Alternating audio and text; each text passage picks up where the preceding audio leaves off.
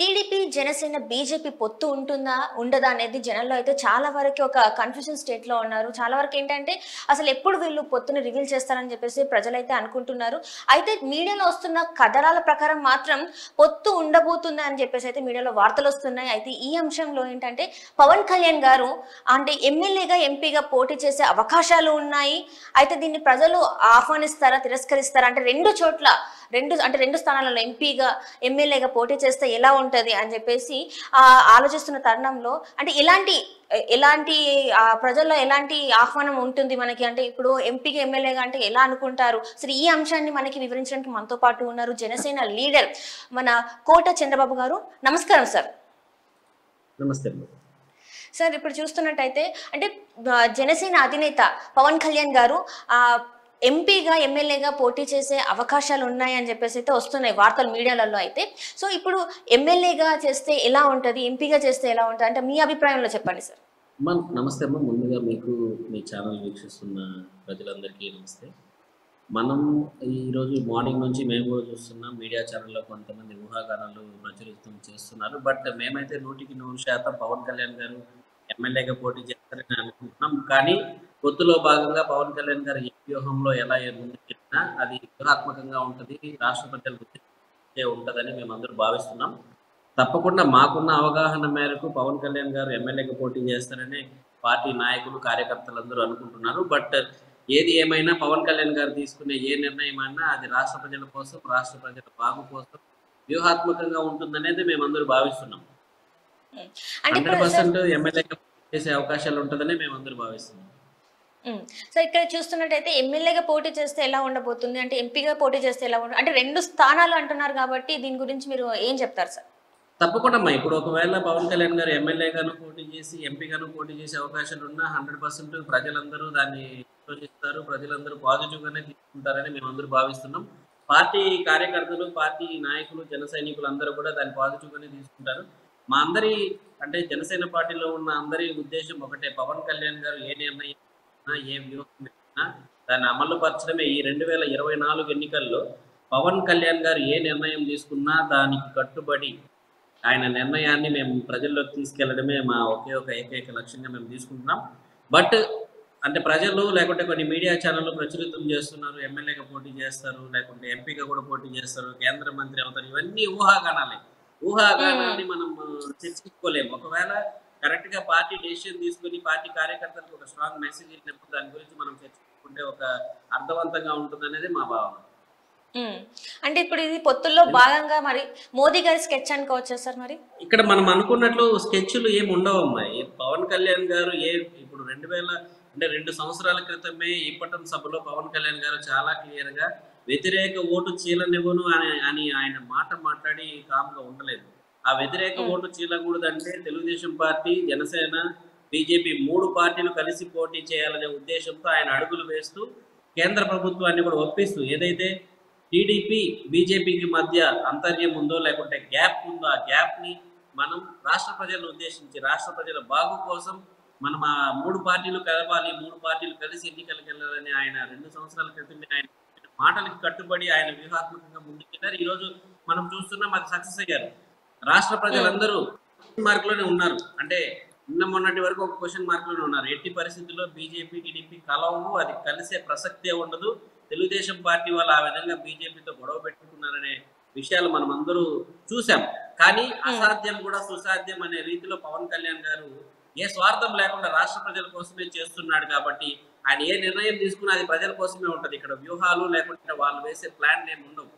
ఇప్పుడు కేంద్ర మంత్రి అవ్వాలంటే ఎంపీగా పోటీ చేస్తేనే కేంద్ర మంత్రి అవ్వాలనే విషయం ఉండదు కదండి. కేంద్ర ప్రభుత్వం అనుకుంటే ఎవరినైనా ఎంపీ చేయొచ్చు, ఎవరినైనా రాజ్యసభ ఇచ్చి కేంద్ర మంత్రి ఇవ్వచ్చు. కానీ ఎంపీగా పోటీ చేస్తేనే ఉంటదనే అంశాలు అది మనం మీడియా ప్రచురితంగానే మేమందరూ భావిస్తున్నాం ప్రస్తుతానికి.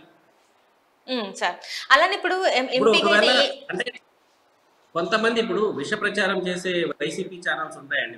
నేను కూడా మార్నింగ్ నుంచి చూస్తున్నాను. కొంతమంది అంటే 2 ఎమ్మెల్యేగా పోటీ చేస్తే పవన్ కళ్యాణ్ గారికి ముఖ్యమంత్రి అయ్యే అవకాశం ఉంటుంది, పవర్ షేరింగ్ వచ్చే అవకాశం ఉంటుంది, ఓటు ట్రాన్స్ఫర్ అవుతుంది, ఓటు బదిలీ అవుతుంది అనే ఒక బలమైన నమ్మకం ప్రజల్లో అందరిలో కల్పించవచ్చు అనే భావన ఉంటుంది. అదేవిధంగా ఎమ్మెల్యేగాను పోటీ చేసి ఎంపీగాను పోటీ చేస్తే ఇక్కడ ముఖ్యమంత్రి అయ్యే అవకాశం ఉండదేమో అని వైసీపీ వాళ్ళు ప్రచారం చేసే అవకాశాలు ఉంటాయని కూడా చర్చ జరుగుతుంది. అంటే ఏది మనం పవన్ కళ్యాణ్ గారు వేసే ప్రతి అడుగు ఆచితూచి వేస్తారు, ప్రతి అడుగు ప్రజల కోసమే వేస్తారు, అది నష్టం కలిగించే విధంగా ఉండదనేది మేమందరూ ఆశిస్తున్నాం. అంటే ఈ పొత్తుని విడగొట్టాలనే ఆలోచనలోనే వైసీపీ పార్టీ వాళ్ళు ఉన్నారు. పొత్తుని ఎలాగైనా చెడగొట్టాలి, లేకుంటే పొత్తులో ఓటు తెలుగుదేశం పార్టీ ఓట్స్ జనసేనకి రానికుండా జనసేన పార్టీకి సంబంధించిన సింపథైజర్స్ ఓట్లు తెలుగుదేశం రానికుండా చేయాలనే ఉద్దేశంతోనే ఈ విష ప్రచారానికి వైసీపీ వాళ్ళు తెరలేపారని మేము అనుకుంటున్నాం. పవన్ కళ్యాణ్ గారు కేంద్ర మంత్రి అవ్వాలంటే ఈ టైంలోనే అయింటారండి. మన రాష్ట్రం నుంచి ఎవరు కేంద్ర మంత్రిగా ప్రాతినిధ్యం లేదు ఈ 5 సంవత్సరాల్లో. ఆయనకి కేంద్ర మంత్రి అవ్వాలనే ఆశయం ఉండింటే ఈ 5 సంవత్సరాలు ఆయన రాజ్యసభ తీసుకుని కేంద్ర మంత్రి అయ్యేవాడు. ఆయనకున్న సన్నిహిత సంబంధాలు నరేంద్ర మోడీ గారితో అమిత్ షాతో గారితో ఉన్న సన్నిహిత సంబంధాలతో ఆయన ఇప్పటికే అయ్యొచ్చు. కానీ ఆయన ఆలోచన మన రాష్ట్రాన్ని ఫస్ట్ మనం గాడిలో పెట్టాలనే ఆలోచనతో ఉన్నారని మేమందరూ భావిస్తున్నాం. సో ఇప్పుడు చూస్తున్నట్టయితే మరి పవన్ కళ్యాణ్ గారు అంటే ఎమ్మెల్యేగా ఏ స్థానం నుంచి పోటీ చేసే అవకాశాలు ఉన్నాయి? అంటే ఒకవేళ ఎంపీగా పోటీ చేయాలంటే ఏ స్థానం నుంచి పోటీ చేసే అవకాశం ఉంది? అది ఇప్పటికైతే మా దృష్టిలో లేదండి. పవన్ కళ్యాణ్ గారు భీమవరం నుంచే పోటీ చేస్తారని మేమందరూ భావిస్తున్నాం. ఎందుకంటే గత ఎన్నికల్లో ఓడిపోయిన రోజు పవన్ కళ్యాణ్ గారు ఒక మాట చెప్పారు. ఎక్కడైతే ఓడిపోయామో అక్కడి నుంచే గెలిచి నేను చూపిస్తానని పవన్ కళ్యాణ్ గారు చాలా గట్టిగా చెప్పారు. మేమందరూ భావిస్తున్నాం పవన్ కళ్యాణ్ గారు భీమవరం నుంచే పోటీ చేస్తారని మేమందరూ అనుకుంటున్నాం. బట్ మీడియాలో మనం చూస్తున్నాం పిఠాపురం నుంచి చేస్తున్నారు, లేకపోతే తిరుపతి నుంచి పోటీ చేస్తారు, ఇలాంటివన్నీ ఊహాగానాలుగానే మేమందరూ భావిస్తున్నాం. తప్పకుండా మేమందరూ జన సైనికులుగా మేమందరూ భావిస్తున్నాం పవన్ కళ్యాణ్ గారు భీమవరం నుంచి 100కి 100% పోటీ చేస్తారు.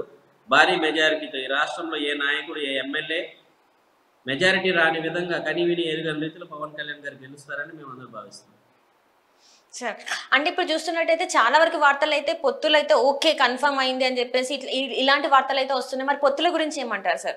అంటే అసలు కన్ఫర్మ్ అయిందా రాలేదు? ఇంత అఫీషియల్గా అయితే ఇంతవరకు ఎక్కడి నుంచి అంటే ఈ 2 పార్టీల నుంచి అయితే కన్ఫర్మేషన్ రాలేదో, ఇంత పొత్తు కన్ఫర్మ్ అయినట్టే అనుకోవాలా? మాకున్న ఇన్ఫర్మేషన్ ప్రకారం, మాకున్న అవగాహన ప్రకారం 100కి 100% జనసేన, టీడీపీ, బీజేపీ పార్టీలు కలిసి 2024 ఎన్నికలకు వెళ్తున్నాయి. ఎన్ని సీట్లు పోటీ చేస్తారు అనే విషయాలపైన చర్చలు జరుగుతున్నాయి. ఎక్కడ ఎవరు పోటీ చేయాలనే విషయాలపైన చర్చలు జరుగుతున్నాయి. మాకున్న ఇన్ఫర్మేషన్ తప్పకుండా 100% 3 పార్టీలు కలిసే ముందుకెళ్తాయి. ఎందుకంటే ఈ రాష్ట్రంలో ప్రజాస్వామ్యాన్ని కాపాడడానికి, ఈ రాష్ట్రంలో కనీసం మనిషి బయటకు వచ్చి మాట్లాడే స్వేచ్ఛని కాపాడుకోవాలంటే, ఎలక్షనీరింగ్ చేయాలంటే చూశారు గతంలో ఎంపీటీసీ జెడ్పీటీసీ ఎలక్షన్లు జరిగినప్పుడు ఎంత విచ్చలవిడిగా పోలీసులను అడ్డు పెట్టుకొని, అంటే ఇప్పుడు వీళ్ళ ప్రభుత్వంలో ఒకే కమ్యూనిటీకి సంబంధించిన వాళ్ళు అధికారులుగా ఉంటారు, చాలామంది అవుతున్నారు. కలెక్టర్లు కావచ్చు, ఎస్పీలు కావచ్చు, లేకుంటే డిఎస్పీలు కావచ్చు. ముఖ్యమైన కంట్రోలింగ్ ఫ్యాక్టర్ ఉన్న ప్రతి ఒక్కరు ముఖ్యమంత్రి సామాజిక వర్గానికి సంబంధించిన వాళ్ళు, లేకుంటే ఇతర 1-2% ఇతర సామాజిక వర్గాలు కూడా వాళ్ళ తొత్తులుగా ఉన్న వాళ్ళనే వేయించుకున్నారు. రేపొద్దున ఎలక్షన్కి వెళ్ళినప్పుడు నామినేషన్లు వేసే పరిస్థితి కూడా లేకుండా కడప రాజకీయాన్ని, పులివెందుల రాజకీయాన్ని, పులివెందుల రౌడీ రాజకీయాన్ని తీసుకొని వచ్చి ఎవరిని నామినేషన్ వేసే పరిస్థితులు లేవు. నామినేషన్ వేసిన ఎలక్షన్కి ప్రచారం చేసుకునే పరిస్థితులు కల్పించరు. ఓటర్లు ప్రశాంతంగా ఓట్లు వేసే పరిస్థితి లేదు. మనం చిన్నప్పట్లో వినేవాళ్ళం రిగ్గింగ్ చేశారని. అది బాగా రిగ్గింగ్ చేసి ఎలక్షన్ లేకుండా చేసే పరిస్థితులు తీసుకొస్తారు. కాబట్టి ఈరోజు కేంద్ర ప్రభుత్వం, ఎలక్షన్ కమిషన్ ఆఫ్ ఇండియా ఇక్కడ శాంతియుతంగా ప్రజాస్వామ్యబద్ధంగా ఎలక్షన్లు జరగాలనే ఒకే ఒక ఉద్దేశంతోనే Janasena, Telugu Desam party, BJP party support తీసుకుంటున్నారు. ఈ 3 పార్టీలు రాష్ట్రం కోసం కలిసి పోటీ చేస్తాయంటే రాష్ట్ర ప్రజలందరూ భావిస్తున్నారు. ఇక్కడ జగన్ బలవంతుడనో లేకుంటే జగన్ని ఢీకొనే శక్తి లేదనే కాదు, వాళ్ళు ఈ 5 సంవత్సరాల్లో లక్షల కోట్లు దోచేసుకొని వాళ్ళకి సంబంధించిన వ్యక్తుల్ని అధికారులుగా పెట్టేసుకొని వన్ సైడెడ్ గా ఎలక్షన్లు జరిపించాలని, అధికారం చేతిలో ఉంది కదా అని భావిస్తారని ఒకే ఒక లక్ష్యంతో ఇక్కడేదో జగన్మోహన్ రెడ్డి చాలా పెద్ద స్థాయికి వెళ్ళిపోయాడు అంటే ప్రజలు డిసైడ్ అయి ఉన్నారు. పొత్తుల్లో ఎవరైతే నిలబడతారో వాళ్ళకి ఓట్లు వేసి భారీ మెజారిటీతో గెలిపించాలని ప్రజలు ఆల్రెడీ డిసైడ్ అయ్యారు. 2 సంవత్సరాల క్రితమే ప్రజలు డిసైడ్ అయ్యారు. కానీ ఎవరు నిలబడతారనేది క్లారిటీ ఇస్తే ప్రజలు ఓటు వేయడానికి రెడీగా ఉన్నారు.